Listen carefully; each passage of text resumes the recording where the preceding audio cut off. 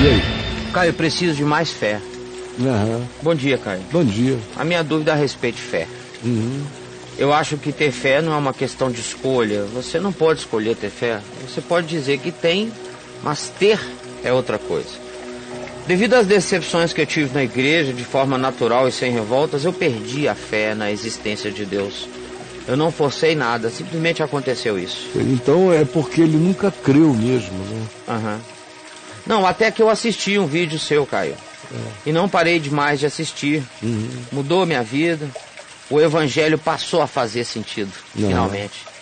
Só que ainda tenho dificuldades em crer, em ter fé na existência de Deus. Caio, a fé... 2 perguntas. 3. Caio, a fé é um processo que vai aumentando naturalmente ou devemos correr atrás de aumentar a nossa fé? Ou a fé é um dom dado por Deus e cabe a Ele quantificá-la na gente? Não, a fé é dom de Deus, está dito. Eu não tenho que fazer essa pergunta, não tem e ou. A fé é dom de Deus, é graça de Deus. Segunda coisa, a fé cresce, assim como a vida é um dom de Deus, e a vida não cresce, não evolui, não se desenvolve.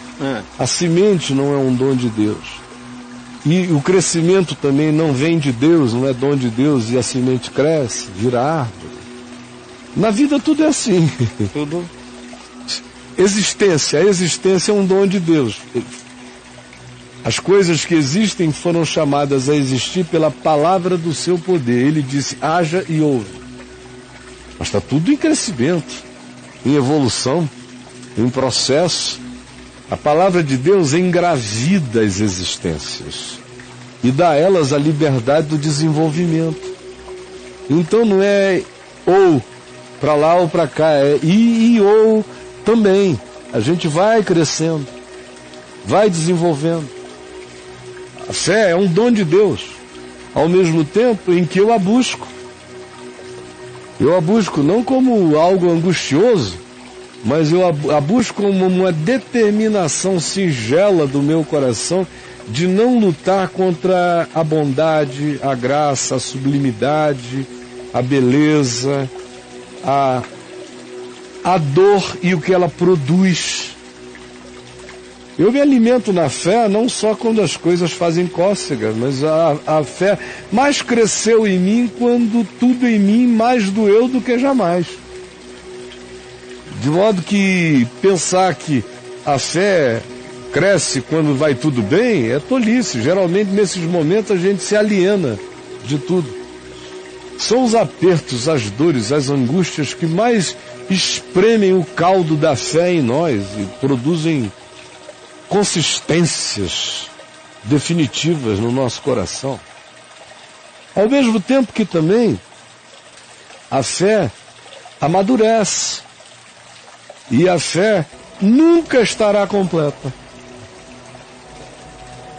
A expressão de Paulo que diz, combati o bom combate, completei a carreira e guardei a fé, não se trata de ter guardado algo que ele alcançou e acabou, finalizou e ele preservou num depósito interior.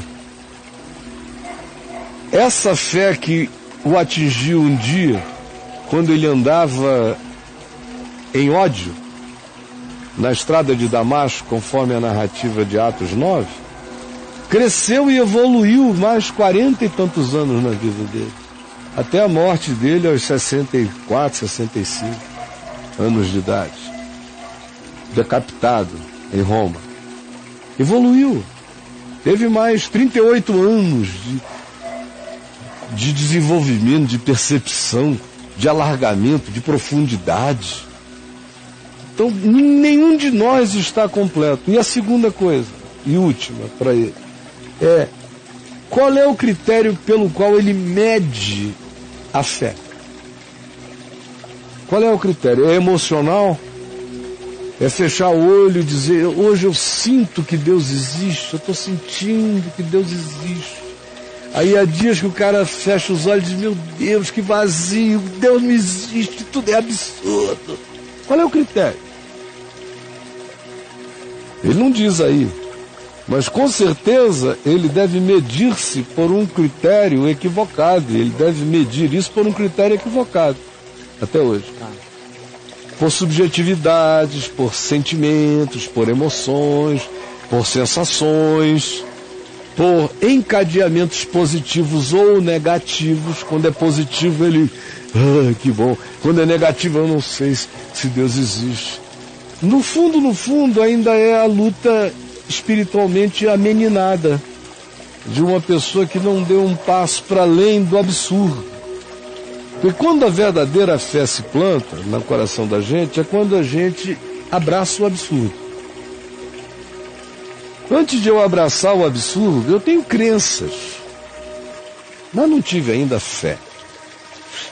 A fé, de fato, só vira fé do lado de lá do Monte Moriá. Depois que Abraão pega o menino, ouve o absurdo, levanta e sai, vai e mata teu filho no monte. Essa história é muito doida. É doida. E o cara levanta e sai. Ainda leva mais 2 servos. Quando avista o monte à distância, diz: ficai aqui, porque eu e o menino iremos, e tendo adorado, voltaremos para junto de vós. Aí ele vai, amarra o garoto, acende o fogo, prepara tudo. Quando vai imolar, o anjo do Senhor grita: Abraão, Abraão, Abraão. O texto é enfático, diz que gritou mesmo, porque Abraão ia passar o cutelo. Absurdo. Agora eu sei que tu temes a Deus, porquanto não lhe negaste teu único filho. Agora sei que tu temes a Deus, porquanto tu não lhe negaste teu único filho. Abraão não teve que imolar seu filho, mas o texto de Hebreus 11 o trata como se ele tivesse oferecido, consumado a oferta. Porque no interior ele consumou, ele só não consumou porque o anjo barrou-lhe a mão. É daí para frente que começa a fé. É daí pra frente. Antes disso eu tenho muitas crenças. É só quando eu creio no Deus que ressuscita os mortos e que faz o absurdo se transformar em sentido, é que a fé começou a crescer, a amadurecer, deixar de ser apenas uma erva de vontade desejosa, de crenças instaladas, sabe Deus pelo que na minha alma, e passa a ser algo consistente. Mas nem por causa disso se deixará de dizer: Senhor, ajuda-me na minha falta de fé, ou Senhor, socorre-me na minha pouca fé, ou Senhor, alimenta a minha fé porque eu me sinto extremamente enfraquecido, ou a minha consciência anda debilitada pelo meu pecado. Agora, só para concluir mesmo, eu quero te dizer o seguinte: eu já disse muitas vezes, Deus não existe, Deus é.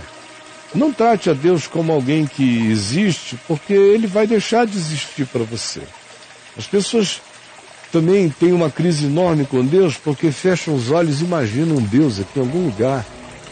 Deus, aí eu detesto essas fotos que tem assim, um Jesus enorme segurando a terra. Um Cristo imenso segurando as galáxias. É um negócio pavoroso, dantesco. Para mim é horripilante. Deus não existe. Deus é. Tudo que existe, existe nele. Mas se Deus existisse, Deus seria uma criatura, Deus seria Zeus, Deus seria uma concepção, Deus seria um ente no meio da constelação das divindades aspirantes a um poder maior. Se Deus existisse, Deus poderia também ser inexistido, poderia ser acabado. Deus não morre porque Deus não existe. Deus é espírito.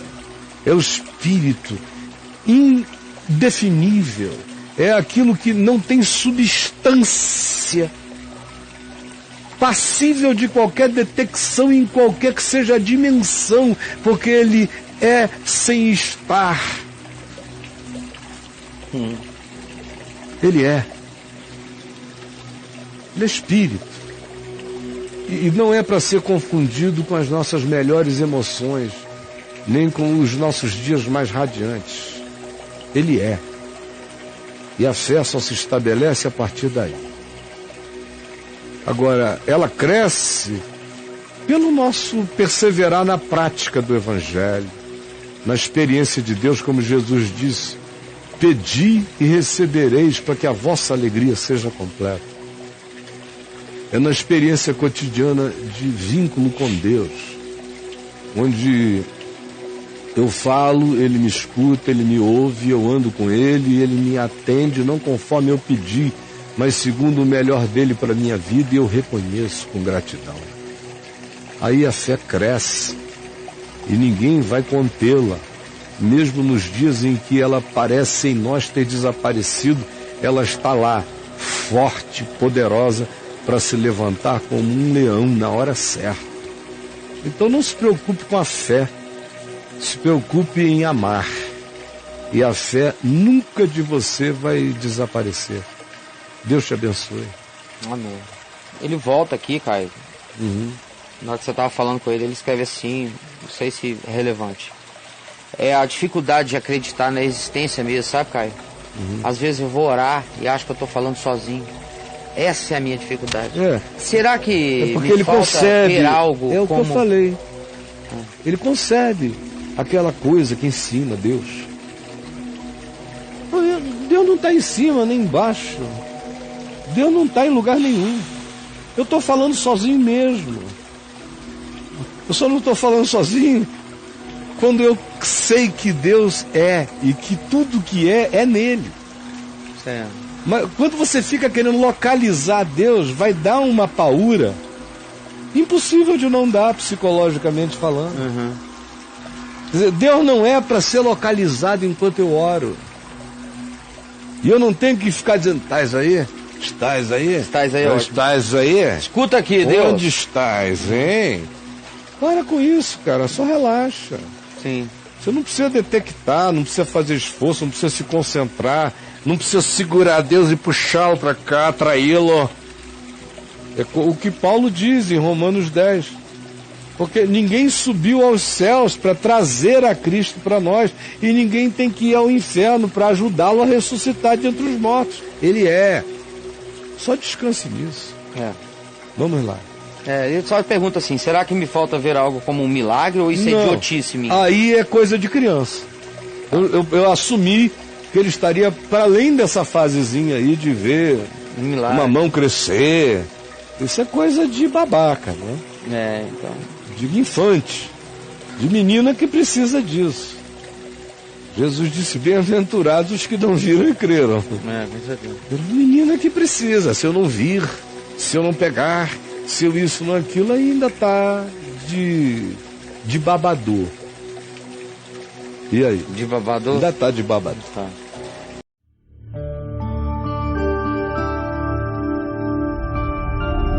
Vem IVTV, o canal é você.